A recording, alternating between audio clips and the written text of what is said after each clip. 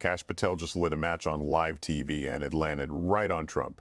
I'm not kidding. FBI Director Kash Patel looked straight into the cameras and said, "I was just following orders." The room went dead quiet. The cameras zoomed in. His face tightened like he knew he just crossed a line he can't uncross. If you're sick of the media playing dumb, come with me on this one tap like so. More people actually see this. Because what Patel said next is the kind of thing they try to bury. Those words, "I was just following orders," aren't harmless. They're the same excuse history remembers from Nuremberg. And now Patel, the guy MAGA sold as Trump's loyal soldier, the Kash the night hero, the man people swear will open the Epstein files, just said it out loud, on air, with the whole country watching. And here's why you need to stay locked in. Patel didn't just confess. He pointed at who gave the orders, what got deleted, and why 47 names were protected. If even half of what he claims is true, this isn't politics. This is a cover-up ripping open in real time. But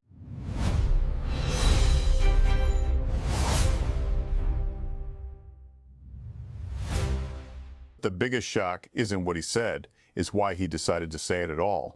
So let's rewind a few hours, because that's where the betrayal starts. The hearing didn't start normal. The second Patel walked into that courtroom, the vibe changed. No swagger, no grin. He moved slow, like his legs weighed 100 pounds. His face looked drained. And then this is the detail people missed. He didn't walk in with the usual wall of FBI lawyers. Not four, not even two. One person, his personal lawyer. That's not a coincidence. That's a warning sign. The FBI lawyers weren't there to protect him. They weren't even there to stand next to him. Patel was alone. Ask yourself why, if you're the sitting FBI director and your own machine won't back you up. What do they know that you don't want said out loud? And the answer, Patel claims, goes straight to the White House. That morning, sources say there was a closed-door meeting. Trump, Bondi, Blanche, and top advisors. The topic wasn't how do we help the public, it was survival. The Epstein files, the pressure from Congress, Kennedy's questions, Massey's 47 names, Goldman putting victims in front of the cameras, Schiff pushing the Maxwell interview issue. The walls were closing in, and somebody had to be the fall guy, and the plan, Patel claims, was simple. Sacrifice Patel. Put everything on him. Tell the world the president didn't know. Classic Washington move. When the fire gets hot, shove your closest ally into it and walk away. But here's the twist. Someone leaked that meeting to Patel, and in that moment Patel realized the truth. The man he carried water for was getting ready to shove him under the bus. So Patel made a decision of his own. If he's going down, he's dragging the truth with him. When the hearing started, Patel wasn't the same guy. The first questions were easy. Then Schiff stood up, and you could feel the temperature drop. Schiff reminded him of what Patel promised during confirmation. No politicization. No revenge. Then Schiff hit him with it. Did you fire FBI agents for working on the Trump investigation? Normally, Patel would dodge. He'd hide behind some fake HR excuse, standards, performance, protocol. Not today. Patel looked forward and said, "I was just following orders." Boom. A silence so loud you could hear people breathing. Schiff looked surprised, and Schiff doesn't get surprised often. And Patel didn't stop there. He said, "When I took office, I was given a list of agents who worked on the Trump investigation, and we were told to remove them from their positions." Schiff pressed him, "Who told you?" Patel hesitated. He glanced at his lawyer like he was asking, "Are we really doing this?" His lawyer shook his head like, "Don't say it." And Patel said it anyway. He claimed the order came from the White House, directly from Trump's office, in writing. Let that sink in, not rumors, not vibes. Patel is saying written instructions, and if you've been watching the story, that lines up with what people have been alleging for months. This idea that the Bureau was being turned into a weapon for payback. Patel had denied it before. Over and over, "I never said anything like that. That's not true." That didn't happen. But in that room, in that moment, he flipped. And I want to know what you think, because this is the part where the masks come off. Do you believe Patel is breaking because he's guilty, or because he found out he was the next one they were going to throw away? Comment it, because I don't buy sudden honesty in Washington unless somebody got stabbed first. Then Schiff went for the jugular. "Did you also get instructions about the Epstein files?" Patel took a breath, swallowed hard, and answered. He claimed that 2 weeks after taking office, there was a meeting about handling the Epstein files, and Patel says he was told point blank, any document that mentions the president's name gets flagged and put under special protection. Then came the part that should make every American furious. the 500 lawyers. Patel's claim in plain English is this: the army of lawyers wasn't there to protect victims. It was there to protect Trump's name. That's what Patel is putting on the record. And right when you think it can't get darker, Patel explained why the Maxwell interview was treated like it was radioactive. Schiff brought up the Maxwell interview with Todd Blanche. Maxwell allegedly said, "Some characters in your cabinet." And Blanche didn't ask who. Why? Patel's answer was brutal. Because we were told not to ask. We were told not to ask. Not we forgot. Not we didn't have time. Not we followed procedure. We were told not to ask. That's not an accident. That's a muzzle. Then Schiff asked what happened right after that interview where Maxwell was moved. Patel described it like a reward package, minimum security camp, special meals, a therapy dog. Not exactly the hard time people picture. Schiff asked, who ordered that transfer?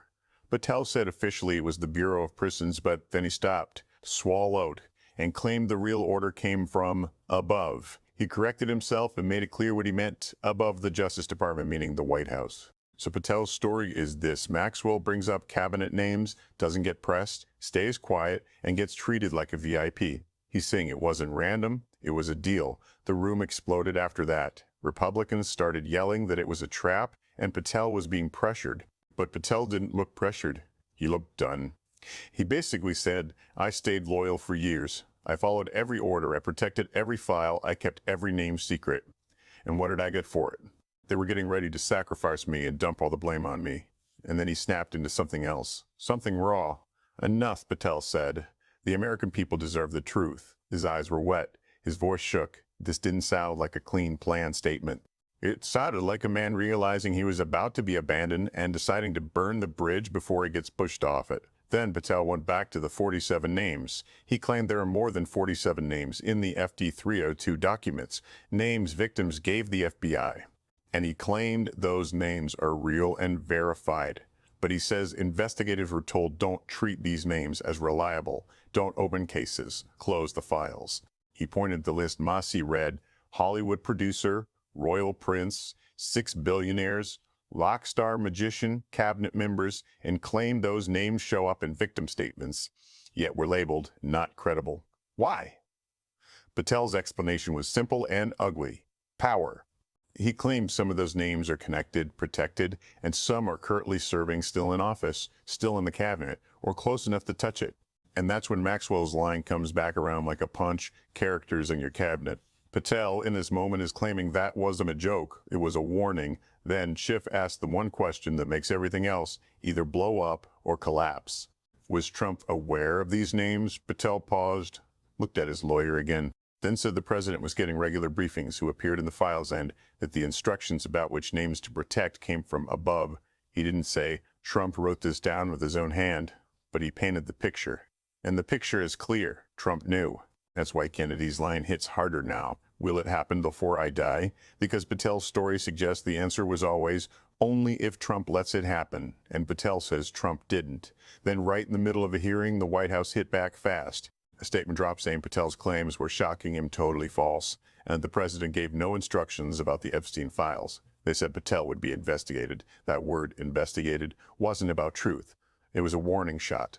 But Patel acted like he expected it. He claimed he had receipts, documents, emails, messages, meeting notes. He said he kept everything because in Washington, loyalty is one way until you have insurance. And Patel is telling you he built an insurance policy, then cashed it in. Now zoom out and look at the pattern people have been watching for months. Kennedy asks the same question and gets the same promise.